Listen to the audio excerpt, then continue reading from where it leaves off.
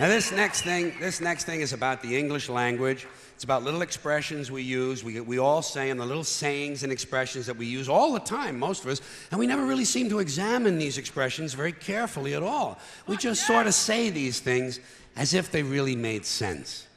Like, legally drunk. Well, if it's legal, what's the fucking problem? Hey, leave my friend alone, officer. He's legally drunk.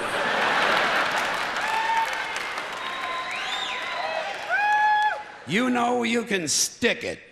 Well, why do we always assume everyone knows where they can stick it? Suppose you don't know. Suppose you're a new guy. You have absolutely no idea where to stick it. I think there ought to be a government booklet entitled Where to Stick It.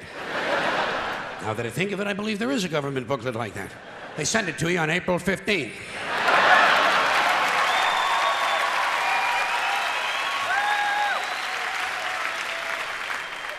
Undisputed heavyweight champion.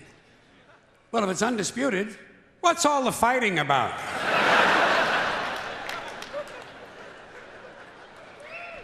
It's the quiet ones you gotta watch. You know that one, huh? Every time you see a story about a serial killer on TV, what do? They bring on the neighbor.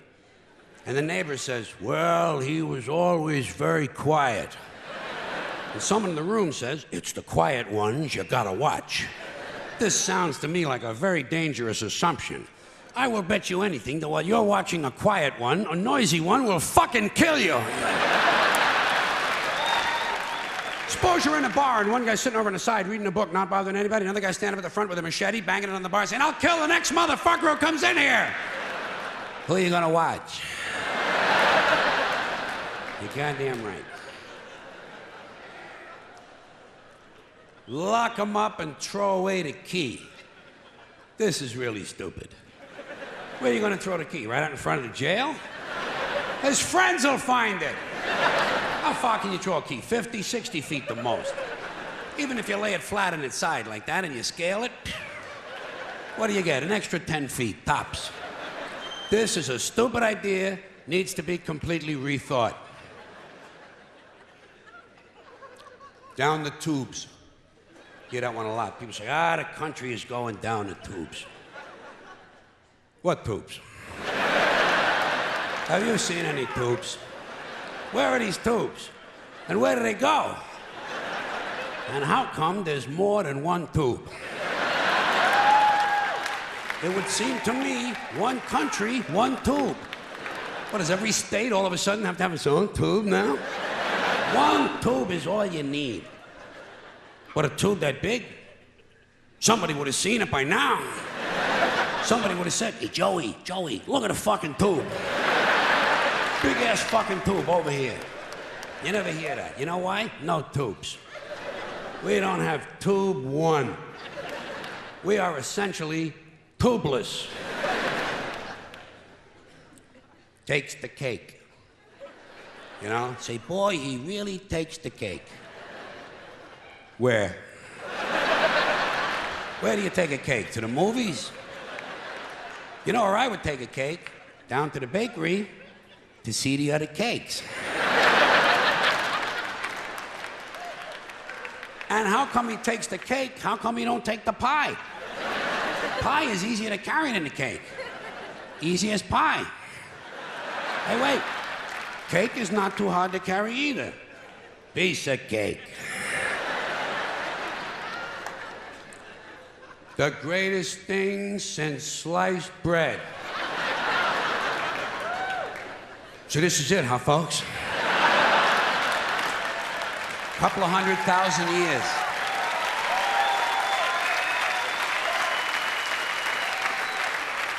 The fucking pyramids, for Christ's sakes. Panama Canal, the Great Wall of China. Even a lava lamp. To me, is greater than sliced bread. What's so great about sliced bread? You got a knife, you got a loaf of bread, slice the fucking thing!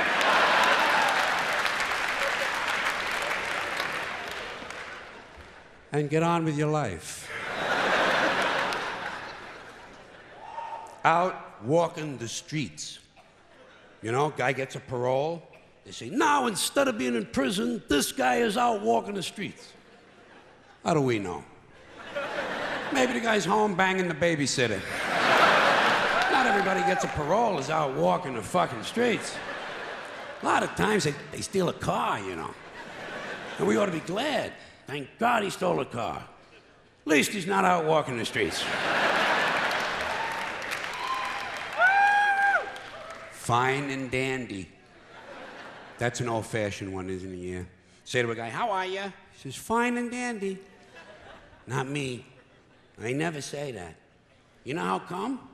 Because I'm never both of those things at the same time. Sometimes I'm fine, not dandy. Close to dandy, approaching dandy, in the vicinity of dandyhood. Not quite fully dandy. Other times, I am indeed highly dandy.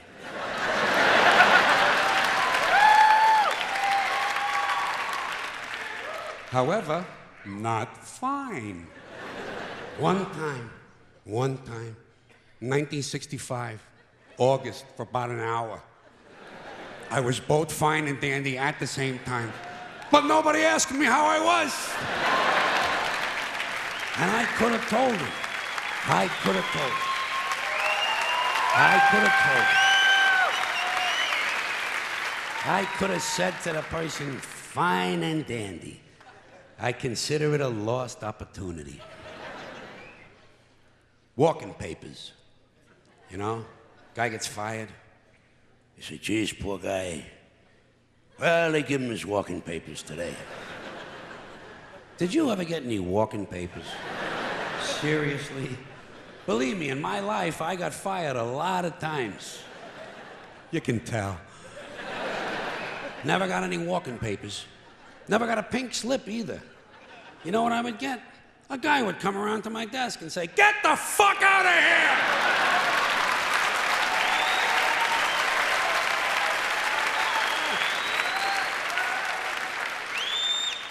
You don't need paper for that. It's like the Riot Act. The Riot Act. They keep telling you they're going to read that to you. Have you heard this thing at all? Especially when you're a kid, they threaten you.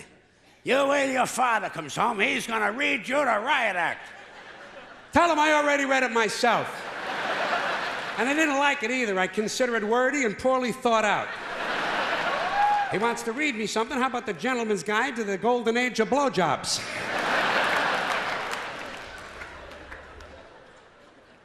More than happy. I bet you say that sometimes, don't you? Once in a while, you say to somebody, oh, I'd be more than happy to do that. How can you be more than happy? To me, this sounds like a dangerous mental condition. We had to put Dave in the mental home. He was more than happy. One more of these. In your own words. People say that to you. You know when you hear that a lot in a classroom or in a courtroom, they'll say to you, tell us in your own words. I call this piece advertising. Quality, values, style, service, selection, convenience, economy, savings, performance, experience, hospitality, low rates, friendly service, name brands, easy terms, affordable prices, money-back guarantee, free installation. Free admission, free appraisal, free alterations, free delivery, free estimates, free home trial, and free parking. No cash? No problem. No kidding. No fuss, no muss, no risk, no obligation, no red tape, no hidden charges, no down payment, no entry fee, no purchase necessary, no one will call on you, no payments or interest till December, and no parking. Limited time only, though, so act now, order today, send no money, offer good while supplies last, 2 to a customer, each item sold separately, batteries not included, mileage may vary. All sales are final, allow 6 weeks for delivery, some items not available, some assembly required, some restrictions may apply. Shop by mail, order by phone. Try it in your home. Get one for your car. All entries become our property. Employees not eligible. Entry fees not refundable. Local restrictions apply. Void where prohibited, except in Indiana. So come on in.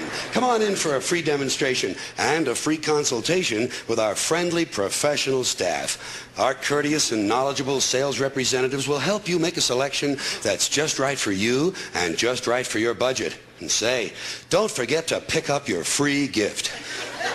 A classic, deluxe, custom, designer, luxury, prestige, high-quality, premium, select, gourmet pocket flashlight. And if you act now, we'll include an extra added free complimentary bonus gift, a classic, deluxe, custom, designer, luxury, prestige, high-quality, premium, select, gourmet, leather-style wallet with detachable keychain and a pencil holder. It's our way of saying thank you.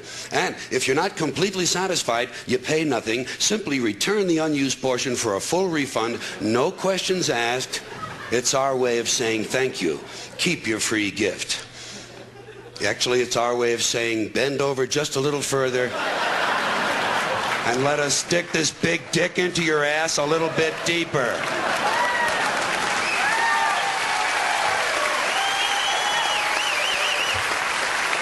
Well, you know, whenever you're exposed to advertising in this country, you realize all over again that America's leading industry is still the manufacture, distribution, packaging, and marketing of bullshit. High-quality bullshit, world-class designer bullshit, to be sure. Hospital-tested, clinically proven bullshit, but bullshit nonetheless. And it always amuses me that so many people seem to think that bullshit only comes from certain sources. You know, advertising, politicians, salesmen. Not true. Bullshit is everywhere. Bullshit is rampant. Parents are full of shit. Teachers are full of shit. Clergymen are full of shit. Law enforcement people are full of shit. The entire country is completely full of shit.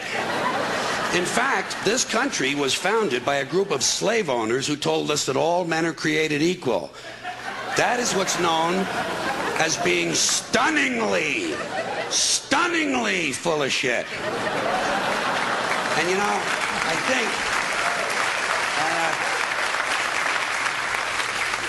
I think people show their ignorance when they say they want politicians to be honest. What are these people talking about? If honesty were suddenly introduced into politics, it would throw everything off. The whole system would collapse.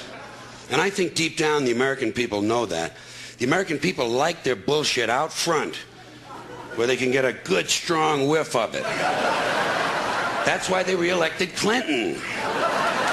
Listen, Clinton might be full of shit, but he lets you know it. Dole tried to hide it. I'm an honest man. Bullshit. Bullshit. People don't believe that shit. Clinton said, hi, I'm full of shit, and how do you like that? And the people said, at least he's honest. At least he's honest about being full of shit. It's like the business world. All businessmen are completely full of shit. Just the worst kind of people you could ever want to run into. Businessmen. And the proof of it is, they don't even trust each other. They don't trust each other. When a businessman is negotiating a deal, the first thing he does is to automatically assume that the other guy is a complete lying prick who's trying to fuck him on the deal. So he has to do everything he can to fuck the other guy a little bit harder and a little bit faster. And then, when it comes to dealing with customers, that's when you get the big smile. That's when you get the big smile. Businessman always has that big smile on his face as he carefully positions himself directly behind the customer and unzips his pants and services the account.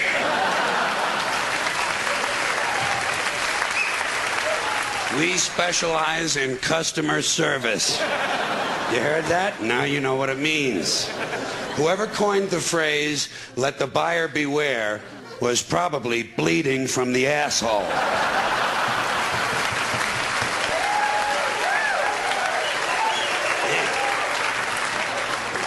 Then you have advertising. Advertising is the businessman's cheaply dressed $2 blowjob. Advertising sells you things you don't need and can't afford that are overpriced and don't work.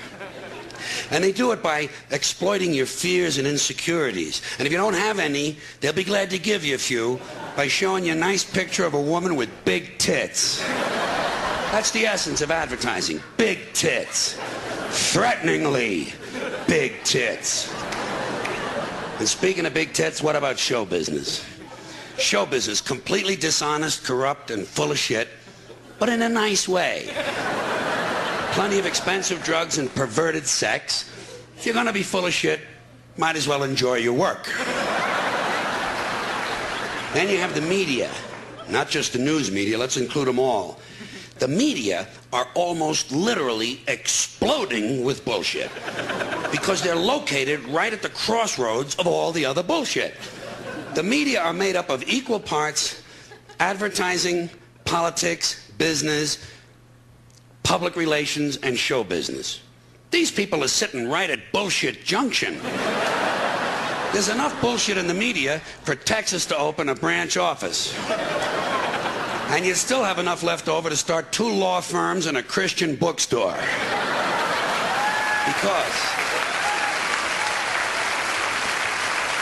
Because folks, I gotta tell you, when it comes to bullshit, truly major league bullshit, you have to stand back in awe of the all-time heavyweight champion of false promises and exaggerated claims, religion. Organized religion. It's no contest. Religion easily has the best bullshit story of all time. Think about it. Religion has convinced people that there's an invisible man living in the sky who watches everything you do every minute of every day. And the invisible man has a list of 10 specific things he doesn't want you to do. And if you do any of these things, he will send you to a special place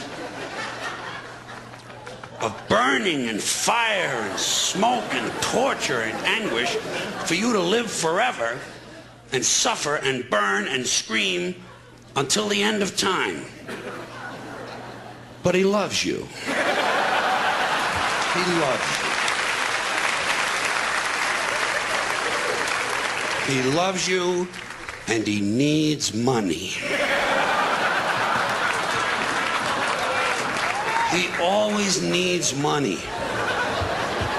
He's all-powerful, all-present, all-knowing, and all-wise. Just can't handle money. Religion takes in billions and billions of dollars. They pay no taxes, and somehow they always need money. You talk about a good bullshit story. If I may be permitted a small pun, holy shit.